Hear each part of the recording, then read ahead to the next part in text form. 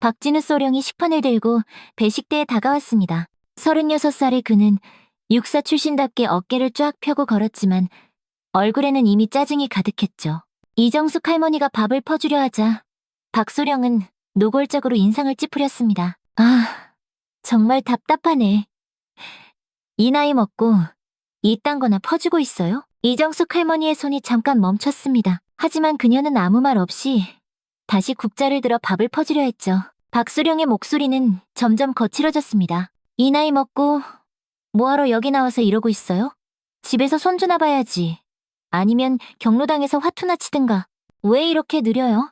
뒤에 사람들 다 기다리는데. 주변 병사들이 고개를 돌려 이쪽을 바라보기 시작했습니다. 몇몇은 불편한 표정을 지었지만 감히 소령에게 뭐라고 할 수는 없었죠. 이정숙 할머니는 여전히 미소를 잃지 않았습니다. 오히려 더 정성스럽게 반찬을 담아주며 조용히 말했습니다. 죄송합니다. 좀 더 빨리 하겠습니다. 박소령은 콧방귀를 끼며 식판을 들고 자리로 향했습니다. 그의 뒤에 서 있던 김동현 병장이 이정숙 할머니에게 고개를 숙여 인사했지만 박소령의 시선이 느껴져 어색하게 자리를 피했죠. 다른 장교들은 애매한 웃음으로 둘러댔지만 박소령의 불만은 그치지 않았습니다. 동료 중이들과 함께 앉아서도 계속 투덜거렸죠. 진짜 저런 할망구가 왜 부대에 있는 건지 모르겠어요. 제가 언젠가 지휘관이 되면 첫 번째로 정리할 겁니다. 그날 오후에도 간부 휴게실에서 박소령의 군식당 할머니 비판은 계속되었습니다. 그는 마치 자신이 부대개혁의 선봉장이라도 되는 양 목소리를 높였죠. 이 충격적인 상황, 그녀는 어떻게 해결했을까요? 잠시 후 상상조차 못한 반전이 펼쳐집니다. 그 전에 구독과 좋아요 한번 눌러주시면 당신에게도 오늘의 행운이 찾아올 거예요. 그날 저녁 6시 부대 전체에 긴급 방송이 울려 퍼졌습니다. 전 장병 주목, 사단장께서 급히 귀환하여 내일 오전 9시 전체 간부 회의를 실시한다.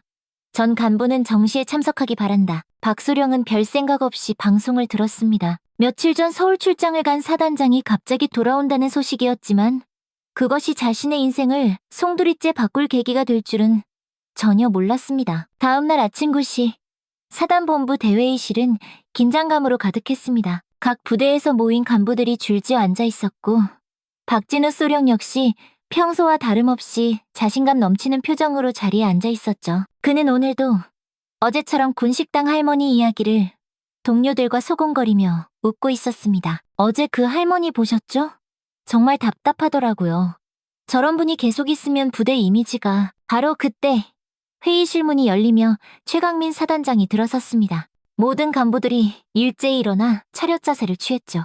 40대 초반의 최강민은 강직한 인상과 카리스마 있는 외모로 유명했습니다. 그런데 이상하게도 그의 뒤로 한 사람이 더 따라 들어왔습니다. 박소령의 눈이 동그래졌습니다. 어제 자신이 그토록 모욕했던 군식당의 이정숙 할머니가 정복을 입고 사단장 옆에 서 있었던 것입니다. 그녀는 어제와는 전혀 다른 당당한 모습이었죠. 박소령의 머릿속이 하얗게 변하는 것 같았습니다. 최강민 사단장이 단상에 올라서며 차분하게 말했습니다. 여러분, 앉으시죠. 오늘 급히 회의를 소집한 이유가 있습니다. 간부들이 자리에 앉았지만 모두의 시선은 이정숙 할머니에게 집중되어 있었습니다. 박소령은 식은땀이 주룩주룩 흐르기 시작했죠. 설마 하는 생각이 머릿속을 스쳤지만 그는 여전히 현실을 받아들이지 못하고 있었습니다. 먼저 소개하겠습니다. 제 옆에 계신 분은 저희 부대군 식당에서 오랫동안 수고해주신 이정숙 조리원입니다. 회의실이 조용해졌습니다. 최강민 사단장의 목소리가 더욱 또렷하게 울려 퍼졌죠. 그리고 제 어머니이십니다. 순간 회의실 안이 폭탄이라도 떨어진 듯 고요해졌습니다. 모든 간부들의 시선이 박진우 소령에게로 향했죠. 어제 군식당에서 있었던 일을 목격한 사람이 한둘이 아니었기 때문입니다. 박소령은 얼굴이 새파랗게 질렸습니다. 그의 손이 부들부들 떨리기 시작했죠. 어제 자신이 한 말들이 주마등처럼 스쳐 지나갔습니다. 할망구, 집에서 손주나 봐라. 모든 단어들이 부메랑이 되어 돌아오는 순간이었습니다. 최강민 사단장이 계속 말했습니다. 어머니께서는 지난 20년간 저희 부대를 위해 묵묵히 일해오셨습니다. 제가 소위로 임관할 때부터 지금까지 한결같이 장병들을 위해 최선을 다해주셨죠. 이정숙 할머니가 조용히 고개를 숙여 인사했습니다. 그 모습에서 어제의 모욕을 당하면서도 참아냈던 품위가 느껴졌죠. 그런데 최근 들어 일부 간부들이 우리 조리원에 대해 부적절한 언행을 했다는 보고를 받았습니다. 박소령의 등에서 식은땀이 줄줄 흘렀습니다. 주변 동료들의 시선이 따갑게 느껴졌죠. 어제 자신과 함께 웃으며 동조했던 중이들도 이제는 고개를 돌리고 있었습니다. 최강민 사단장의 시선이 박소령에게 고정되었습니다. 박진우 소령? 네. 사단장님, 박소령이 벌떡 일어서며 차렷 자세를 취했습니다.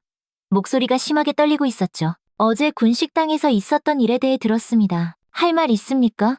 박소령은 입을 번긋거릴 뿐 아무 말도 하지 못했습니다. 변명할 말을 찾으려 했지만 어떤 말도 나오지 않았죠. 자신이 한 행동들이 너무나 명확했기 때문입니다. 죄송합니다. 죄송하다는 말로 끝날 일이 아닙니다. 부하의 인격을 모독하고 나이를 이유로 차별한 것은 명백한 인권침해입니다. 회의실 안의 공기가 더욱 무겁게 가라앉았습니다. 다른 간부들은 숨죽이며 상황을 지켜보고 있었죠. 박소령은 이제 완전히 무너져 내리는 기분이었습니다. 그때 이정숙 할머니가 조용히 입을 열었습니다. 사단장님, 괜찮습니다. 저도 나이가 들어 손이 느려진 것은 사실이니까요. 하지만 최강민 사단장은 단호했습니다. 어머니, 이런 일은 개인적인 문제가 아닙니다. 군의 기강과 질서에 관한 문제입니다. 박소령은 그 순간 자신의 미래가 어둠 속으로 빨려 들어가는 것을 느꼈습니다. 승진은 물론이고 군 생활 자체가 위험해진 상황이었죠. 회의가 끝난 후 박진우 소령은 완전히 패닉 상태였습니다. 자신의 사무실로 돌아와 문을 잠그고는 책상에 주저앉았죠.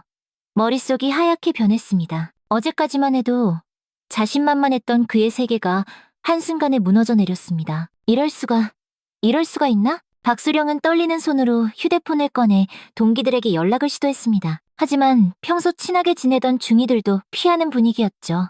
부대 내 소문은 이미 번개처럼 퍼져나가고 있었습니다. 점심시간이 되자 박소령은 군식당에 갈 엄두를 내지 못했습니다. 대신 부대 매점에서 라면을 사서 사무실에서 혼자 먹었죠. 그런데 복도를 지나가는 병사들의 수군거리는 소리가 들려왔습니다. 야, 들었어?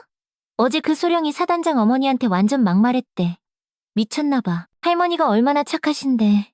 우리가 아플 때마다 따뜻한 죽도 끓여주시고. 박소령의 얼굴이 점점 일그러졌습니다. 분노와 절망이 뒤섞인 감정이 치밀어 올랐죠. 그는 자신이 피해자라고 생각하기 시작했습니다.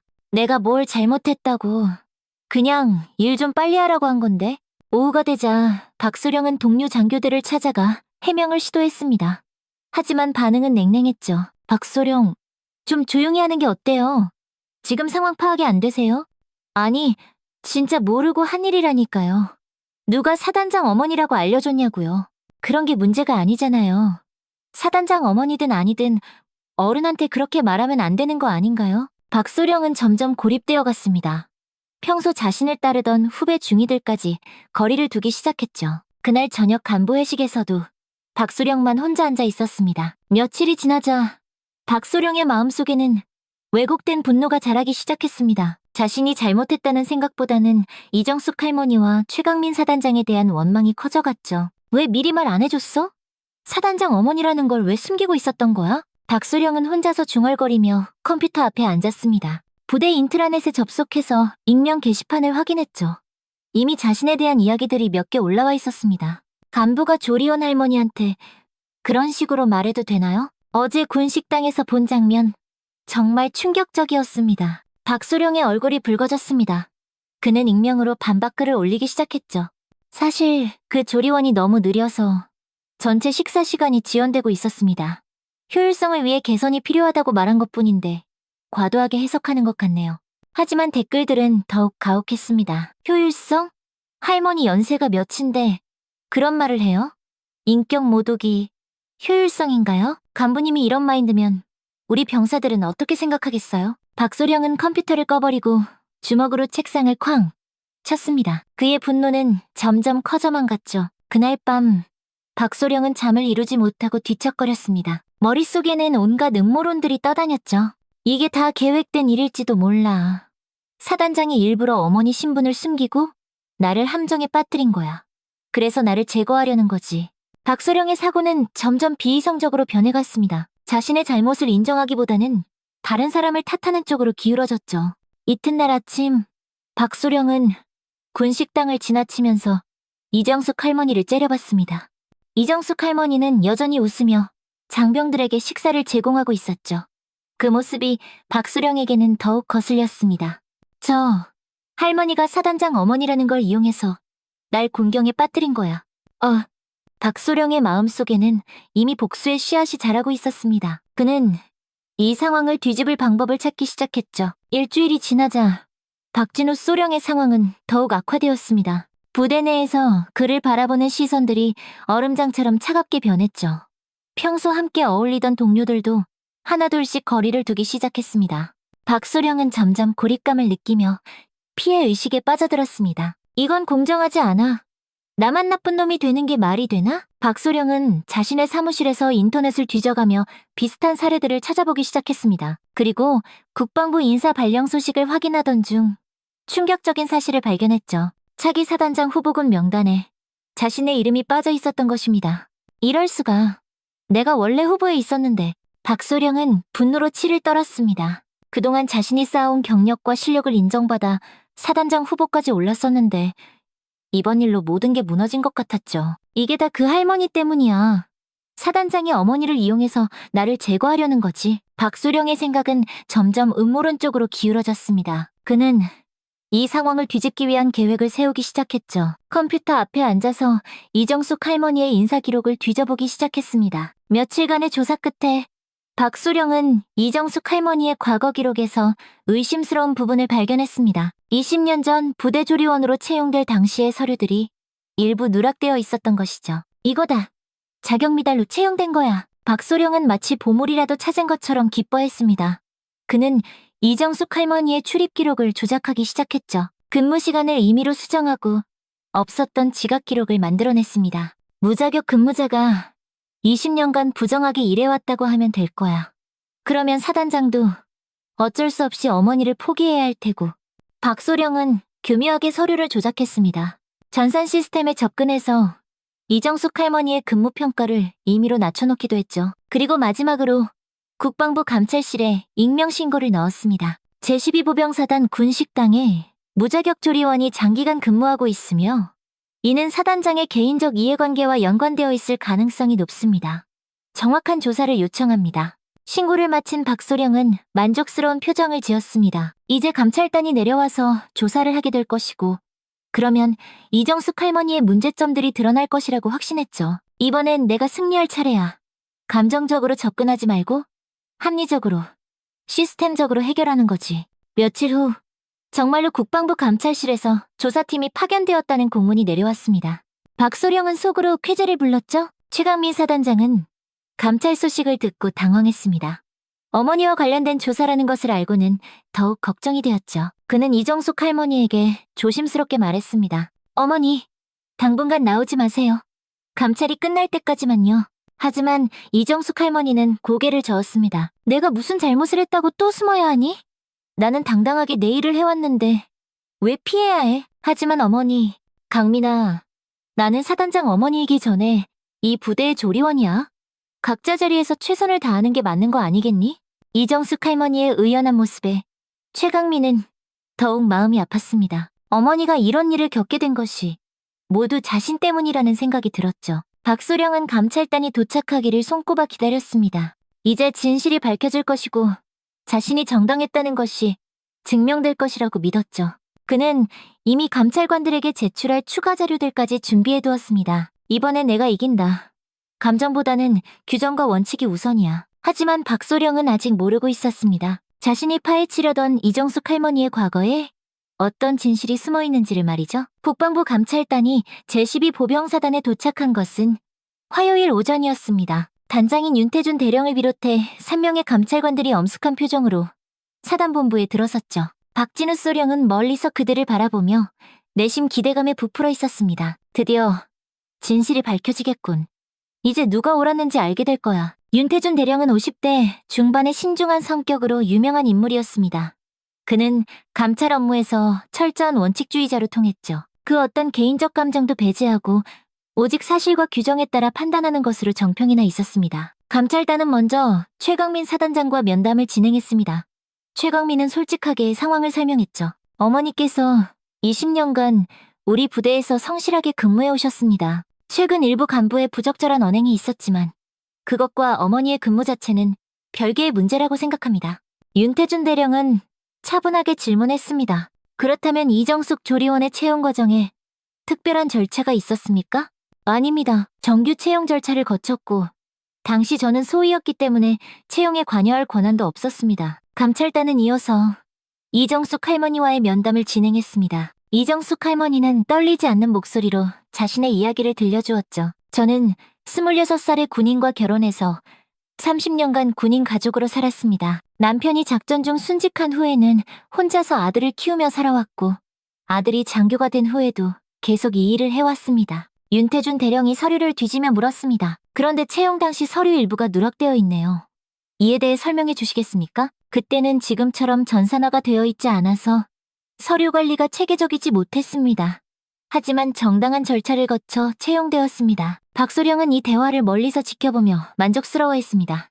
서류 누락 부분이 문제가 될 것이라고 확신했죠. 그런데 윤태준 대령이 이정숙 할머니의 인사 기록을 더 자세히 살펴보던 중 특이한 점을 발견했습니다. 오래된 서류 뭉치 속에서 낡은 사진 한 장이 나온 것이죠. 이 사진은 뭔가요? 이정숙 할머니가 사진을 보더니 잠시 멈칫했습니다. 그것은 30년 전 남편의 동기들과 함께 찍은 사진이었는데 그중에는 현재 윤태준 대령의 아버지도 함께 있었습니다. 이분은 혹시 이진석 소령 아니신가요? 윤태준 대령이 사진 속 한 사람을 가리키며 물었습니다. 이정숙 할머니가 고개를 끄덕였... 네, 제 남편입니다. 고인이 되었지만 윤태준 대령의 표정이 변했습니다. 그는 즉시 군 인사 기록 데이터베이스에 접속해서 이진석이라는 이름을 검색했죠. 그리고 놀라운 사실을 발견했습니다. 이진석 소령, 북한군 침투작전 중 순직, 전사자 명단에 등재되어 있네요. 그리고 이정숙님은 국가유공자 가족으로 등록되어 있습니다. 감찰관들이 웅성거리기 시작했습니다. 윤태준 대령은 더 자세한 조사를 위해 국가보훈처 데이터베이스까지 확인했죠. 이정숙님, 당신은 현재까지도 국가유공자 유족이호를 받고 계시네요. 그리고 남편분은 화랑무 공훈장까지 받으셨고요. 이정숙 할머니는 조용히 고개를 숙였습니다. 남편 일로 특별 대우받고 싶지 않아서 그런 이야기는 하지 않았습니다. 그냥 제 몫의 일을 하고 싶었을 뿐이에요. 윤태준 대령은 박소령이 제출한 민원 내용을 다시 살펴보았습니다. 무자격 근무자라고 신고한 내용이었는데 실제로는 국가유공자 가족이 정당한 절차를 거쳐 근무하고 있었던 것이죠. 이상하네요. 이 민원 내용과 실제 사실이 전혀 다릅니다. 감찰단은 즉시 민원을 제기한 경로를 역추적하기 시작했습니다. 그리고 부대 내부 전산 시스템의 접속 기록을 조사했죠. 며칠간의 디지털 포렌식 결과 놀라운 사실이 드러났습니다. 이정숙 할머니의 근무 기록이 최근에 인위적으로 조작되었다는 것이었습니다. 그리고 그 조작을 한 계정이 박진우 소령의 것이라는 증거까지 발견되었죠. 윤태준 대령의 얼굴이 굳어졌습니다. 이것은 단순한 갑질 문제가 아니라 공문서 조작과 허위 신고 사건이군요. 박소령은 아직도 모르고 있었습니다. 자신이 파헤치려 했던 진실이 오히려 자신을 파멸로 이끌고 있다는 것을 말이죠. 윤태준 대령은 조사 결과를 정리하며 심각한 표정을 지었습니다. 단순한 민원 조사라고 생각했던 것이 공문서 조작과 허위 신고라는 중대한 범죄 행위로 드러났기 때문이었죠. 그는 즉시 박진우 소령을 감찰실로 소환했습니다. 박진우 소령, 출석하시기 바랍니다. 박소령은 여전히 자신만만한 표정으로 감찰실에 들어갔습니다. 자신이 제출한 증거들로 인해 이정숙 할머니의 문제점이 드러났을 것이라고 확신하고 있었죠. 수고 많으십니다. 조사 결과가 어떻게 나왔습니까? 윤태준 대령이 서류 뭉치를 책상에 올려놓으며 차갑게 말했습니다. 박소령, 당신이 제출한 민원 내용에 대해 질문하겠습니다. 이정숙 조리원을 무자격 근무자라고 신고했는데 근거가 무엇입니까? 이정숙 씨의 채용 서류에 누락된 부분이 있고 근무 태도도 불성실했습니다. 지각도 자주 하고. 잠깐만요. 윤태준 대령이 박소령의 말을 끊었습니다. 그리고 컴퓨터 화면을 돌려 보여주었죠. 이것이 이정숙 씨의 전산 기록 변경 내역입니다. 최근 일주일 사이에 여러 차례 수정된 흔적이 있네요. 그런데 이 수정을 한 계정이 바로 당신 것입니다. 박소령의 얼굴이 순간 하얗게 질렸습니다. 자신이 조작한 기록들이 모두 추적되었다는 것을 깨달았죠. 그건 업무상 필요에 의해서. 업무상 필요요? 당신에게 인사 기록을 수정할 권한이 있습니까? 윤태준 대령의 목소리가 점점 날카로워졌습니다. 그는 또 다른 서류를 꺼내 보여주었죠. 더 심각한 것은 이겁니다. 이정숙 씨는 국가유공자 유족입니다. 남편인 이진석 소령은 30년 전 북한군 침투 작전 중 순직하셨고 국가에서 훈장까지 받았습니다. 박소령은 말문이 막혔습니다. 자신이 그토록 무시하고 모욕했던 할머니가 국가유공자 가족이었다는 사실에 엄청난 충격을 받았죠. 그리고 이정숙 씨의 채용은 정당한 절차를 거쳤습니다. 당시 서류 누락은 전산화 이전 시대의 일반적인 현상이었고 오히려 국가유공자 가족으로서 우선 채용 대상이었습니다. 윤태준 대령이 책상을 두드리며 계속 말했습니다. 박소령, 당신은 국가유공자 가족을 모욕하고 그 사실을 숨기기 위해 공문서를 조작했으며 허위 신고까지 했습니다. 이는 명백한 범죄 행위입니다. 박소령은 이제야 자신이 얼마나 큰 실수를 했는지 깨달았습니다. 단순히 감정적인 안갚음을 하려다가 돌이킬 수 없는 강을 건너버린 것이죠. 죄송합니다. 제가 잘못 생각했습니다. 잘못 생각했다고요? 이것은 실수가 아니라 계획적인 범죄입니다. 윤태준 대령은 박소령을 향해 단호하게 말했습니다. 공문서 조작, 허위 신고, 명예훼손. 이 모든 것이 한 사람의 인격을 짓밟기 위한 치밀한 계획이었습니다. 박소령은 완전히 무너져 내렸습니다.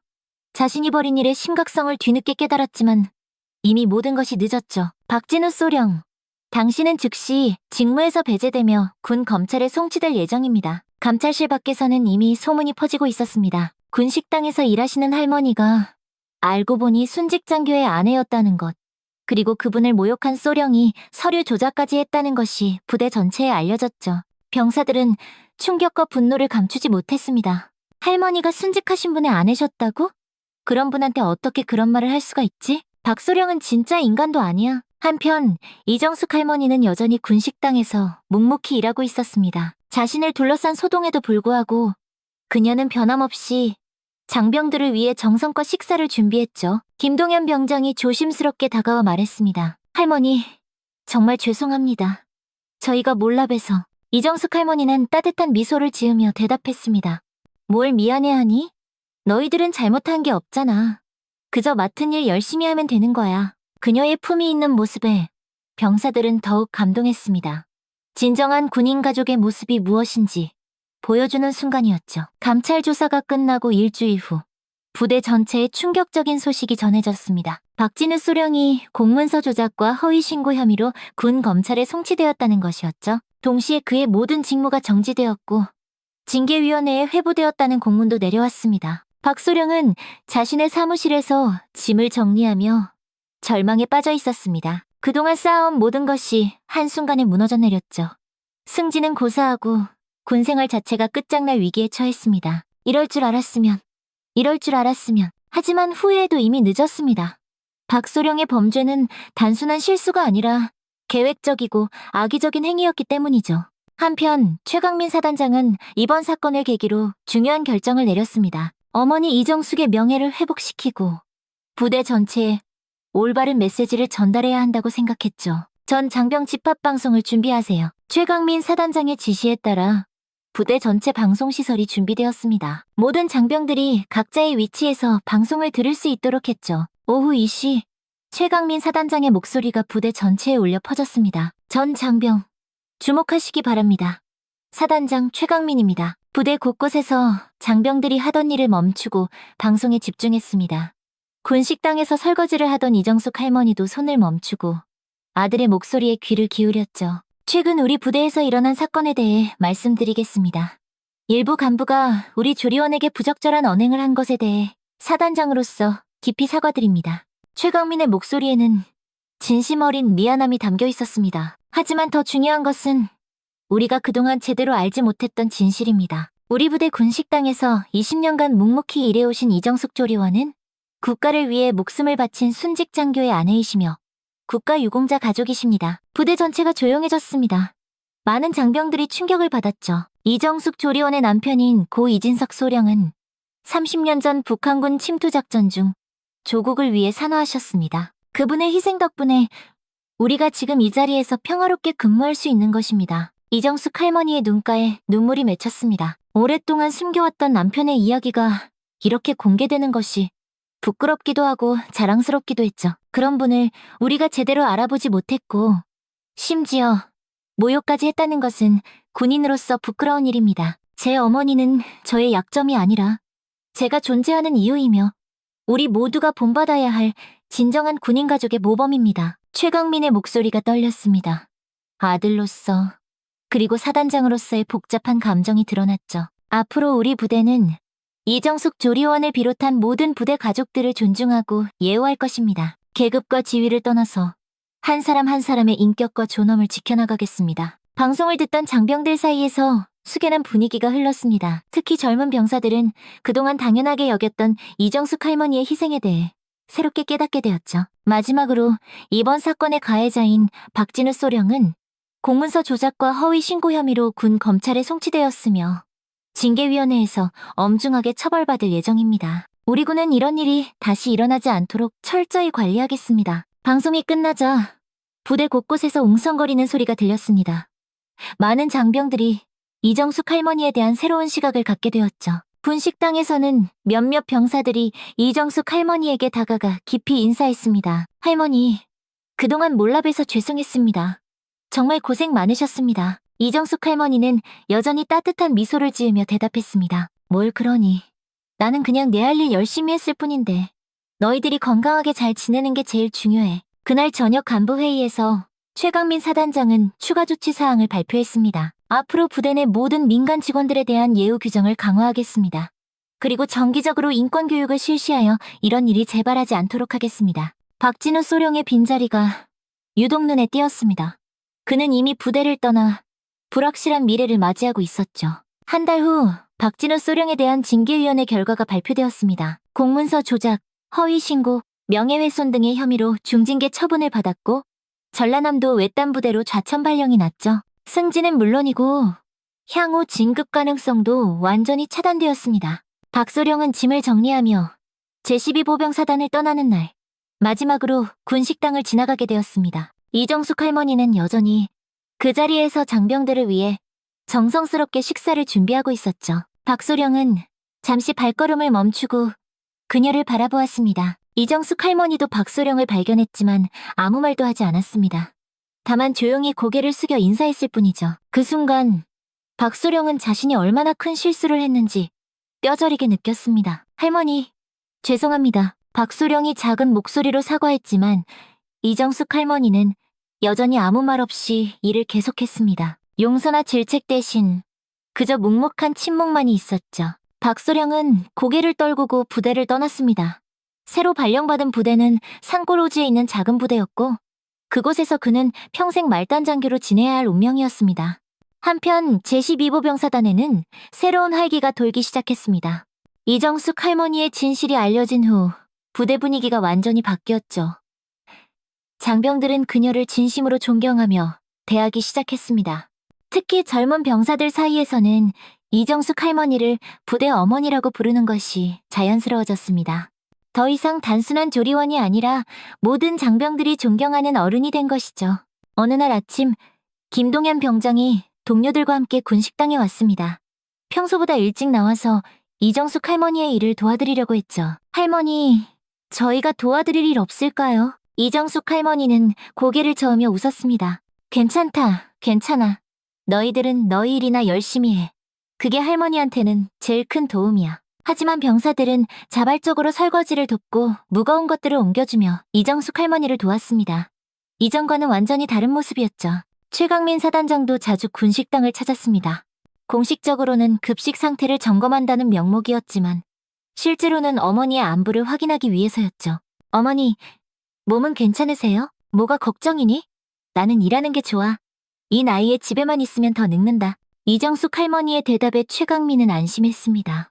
어머니가 여전히 건강하고 의욕적이라는 것을 확인할 수 있었죠. 계절이 바뀌어 가을이 되었습니다. 이정숙 할머니는 여전히 새벽 5시에 나와서 부대 식사를 준비했고 장병들은 그녀에게 진심 어린 감사를 표현했습니다. 어느 날 저녁, 이정숙 할머니가 마지막 설거지를 마치고 있을 때 김동현 병장이 조심스럽게 다가왔습니다. 그의 손에는 작은 편지가 들려 있었죠. 할머니, 이거 드리고 싶은 게 있어요. 편지 봉투에는 부대 어머니께라고 정성스럽게 쓰여 있었습니다. 이정숙 할머니가 편지를 펼쳐보니 김동현의 진심 어린 글씨가 나타났죠. 할머니, 저는 집이 멀어서 1년에 한두 번밖에 집에 못 가요. 그런데 할머니가 계셔서 고향 생각이 덜 나는 것 같아요. 할머니께서 해주시는 밥을 먹으면 우리 엄마가 해준 밥맛이 나거든요. 할머니, 우리 엄마 대신 꼭 오래오래 계셔주세요. 이정숙 할머니의 눈가에 눈물이 맺혔습니다. 이런 순수한 마음들 때문에 자신이 이 일을 계속할 수 있었던 것 같았죠. 고맙다. 정말 고마워. 할머니가 더 힘낼게. 그날 밤 이정숙 할머니는 편지를 품에 안고 집으로 돌아갔습니다. 창밖으로 보이는 부대의 불빛들이 유독 따뜻해 보였죠. 몇 달 후 전라남도 오지부대로 좌천된 박진우 전소령은 부대 식당에서 식판을 들고 줄을 서고 있었습니다. 이제 그는 평범한 소령일 뿐이었고 더 이상 누구도 그를 특별하게 대하지 않았죠. 식사를 받으며 그는 문득 이정숙 할머니의 모습을 떠올렸습니다. 자신이 그토록 무시했던 그 할머니가 얼마나 대단한 분이었는지 이제야 깨달았지만 모든 것이 이미 늦었습니다. 한편 제12 보병사단의 군 식당에서는 오늘도 이정숙 할머니가 정성스럽게 장병들의 식사를 준비하고 있었습니다. 주름진 손으로 국자를 들고 한 그릇 한 그릇 정성껏 밥을 퍼주는 모습은 여전히 변함이 없었죠. 할머니, 오늘도 맛있게 잘 먹겠습니다. 천만에 많이들 먹어.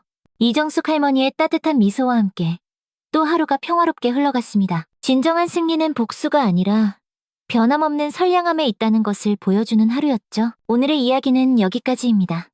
영상 끝까지 함께 해주신 여러분, 진심으로 감사드리며 오늘도 여러분의 하루에 작은 따뜻함 하나 전해졌길 바랍니다. 그 따뜻한 마음을 댓글로 남겨보는 건 어떨까요? 댓글로 서로의 마음을 나누었으면 합니다. 감사합니다.